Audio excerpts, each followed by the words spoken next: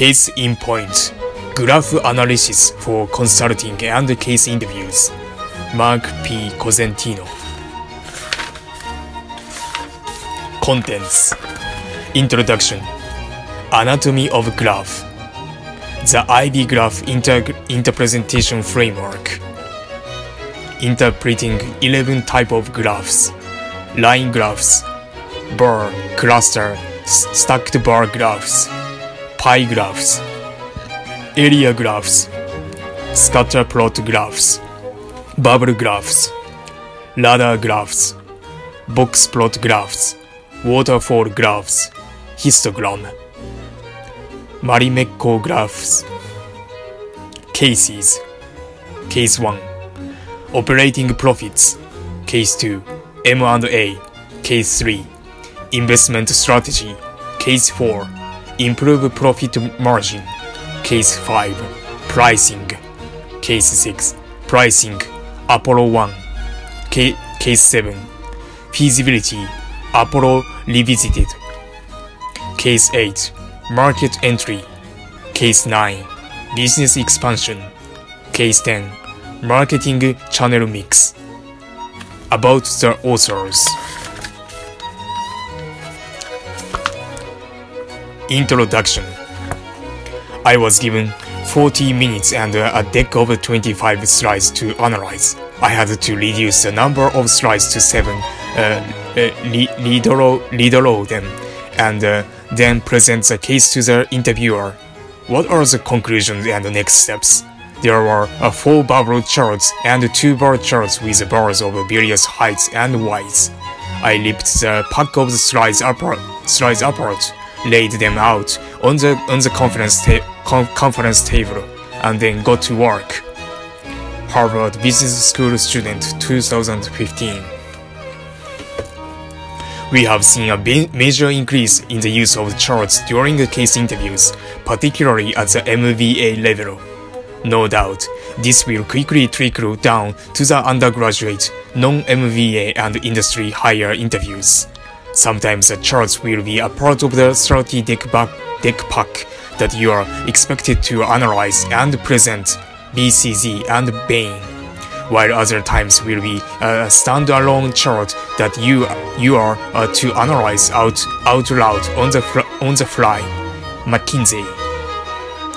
This book was designed to help you not only understand the role of graphs in the consulting, both during an interview and on the job, but also analyze 11 types of charts quickly, completely, and with great confidence. In today's digital world, we are either providing information or offering information through our actions with little to no intrusion. For example, when we go to the grocery store and pay for our groceries with a credit card, we are not just providing confidential financial information to enable the transaction. We are also providing valuable data that includes everything from what we are purchasing to when we are purchasing it to where it is stocked on the shelf to how much we are paying for it. So it means we are pretty much controlled, right? We are under the control, right? We are under the, observation, right? All of this data and more is stored, aggregated, and analyzed by various parties to inform their respective strategies.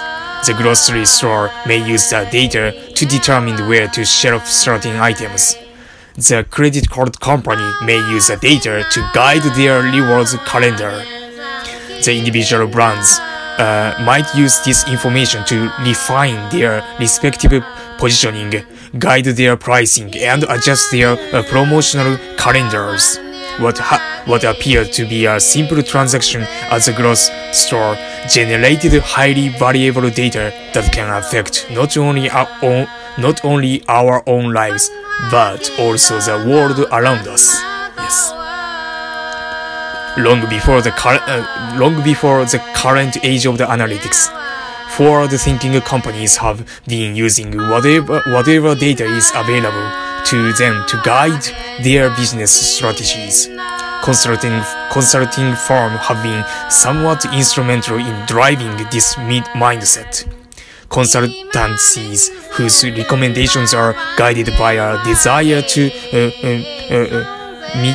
mitigate risk realized long ago that the safest path forward to their clients is one guided by the outcome of decisions made in the past. In other words, there is perhaps no better indicator of the future outcomes than the historical results applied to the current states. Because historical data is irrefutable, consultancies armed with this information construct recommendations grounded in the strong foundations, recommendations that are logical and calculated.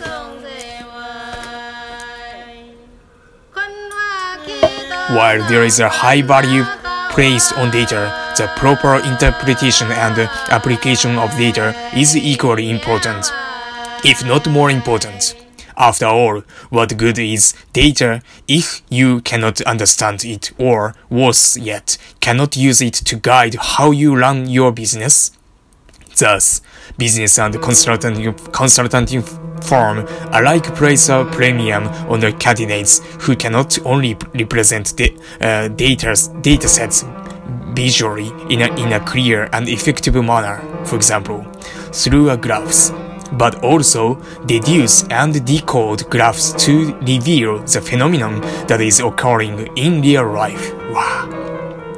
Although the skill of the graphing data is difficult to test in an interview setting, testing a candidate's ability to interpret a graph is certainly not challenging. Wow.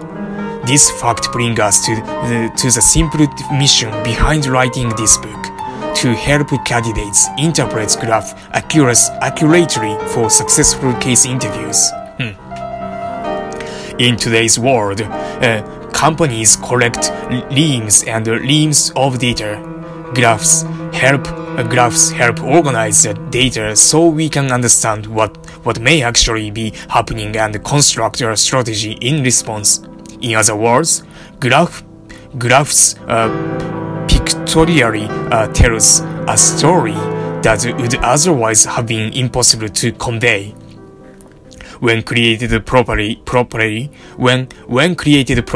graphs elegantly show the relationship between the different sets of numbers using symbols such as lines, bars, wedges, points, or even bubbles. Conversely, a poorly created graph can mislead the reader to an incorrect interpretation of the data and ultimately to a flawed strategy. Our hope in writing this book is to educate and prepare the candidates. As such, we have structured the book to benefit all readers. The book starts with an anatomy of simple graph, followed by the framework that we have found to be effective in interpreting graphs. Next are a brief section on the 11 most common type of graphs. Here, we provide a definition of the graph and share an example that we have analyzed using the framework. We conclude the book with 10 cases to enable the reader to practice graph interpretation skills in a case setting. Please note that the word graph and chart are used interchangeably in this book. Okay? So graph equal chart, right? We hope you find this book to be valuable in your presentation. For us, writing it has truly been a labor of love. Thank you.